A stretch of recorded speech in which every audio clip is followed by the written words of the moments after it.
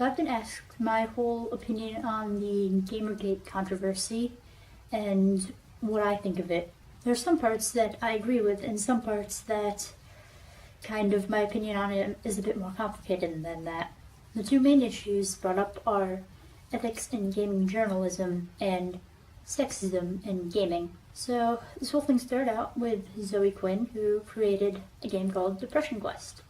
And she was accused of sleeping with gaming journalists in order to get better reviews for her game. But whether or not all these accusations about her are true or not, it doesn't really matter, but it brought up the issues of how should we go about having game developers and gaming journalists have like a separation. And also, game developers should not be participating in unethical behavior in order to get better reviews. And pretty much her game, everyone says that it was really overhyped for what it was, and pretty much I like the idea of it.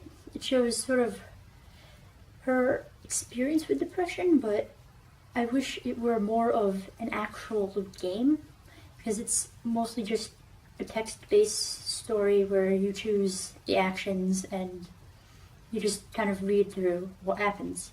In response to these accusations against Zoe Quinn, many people started harassing her, sending her death threats and all that. So while I agree that it is important for people to take action against unethical behavior in any sort of industry, sending death threats and harassment is just not appropriate. Like, people who are doing that are complete assholes, and honestly, they're giving this whole movement sort of a bad name. They're kind of tarnishing it. It's definitely important that consumers take action when there's unethical connections going on between the indie game developers and the journalists writing reviews for the game. And I do agree with that part of the movement. But in response, there was gaming websites that wrote about how gamers are dead or gamers are sexist. Pretty much blanket statements like this, I don't think are very accurate or appropriate for them to write,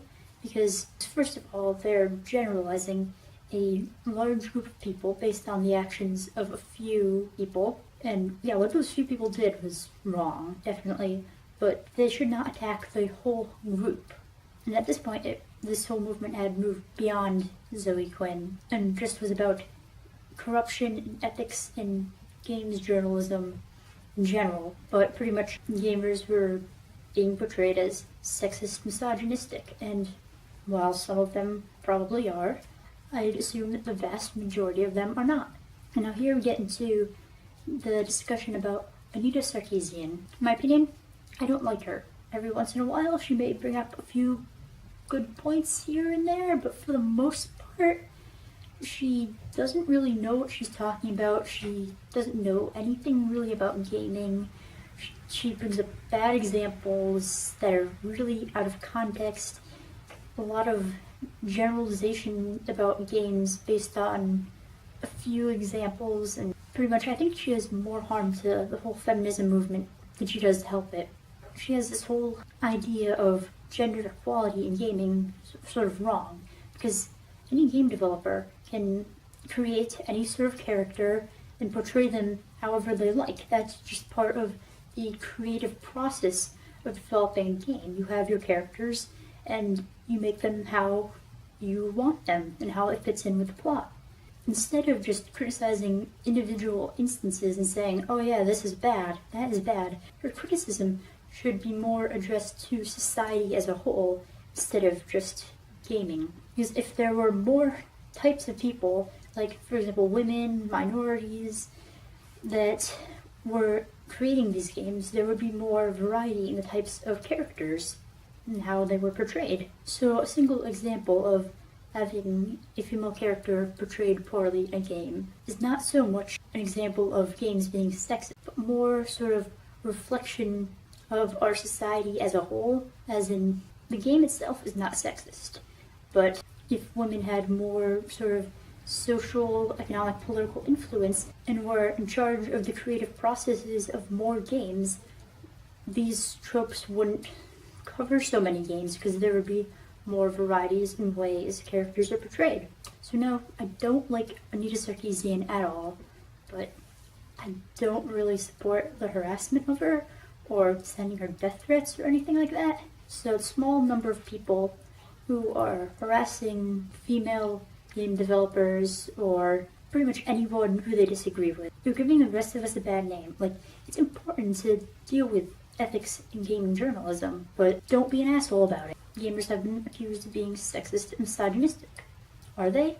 Well, yeah, probably a few of them are. The vast majority aren't. They're actually decent human beings, but they're assholes within any sort of group. But when they become very vocal, people seem to view those small group of people as what they think of the entire group. And unfortunately, when this happens, it's not good for the ordinary good person and the rest of the group. So yeah, sexism and misogyny are issues that are important to talk about. And I do think that sexism should be talked about in our society, but not the way Anita Sarkeesian does it. We should just try not to discourage women or minorities from making games and being in places of influence. The more different types of people we have creating games, the more variety of games there are, and the more different ways different types of characters will be portrayed. And just having different types of people represented in different ways will, I think, improve gaming as a whole. And this has nothing to do with saying, oh, you can't have women portrayed in that sort of way in your game. It's more of just looking on a bigger scale and having just more perspectives when creating a game. Not all gamers are sexist. Not all feminists hate gamers. Every group has its assholes. I can pretty much sum up my opinions on this.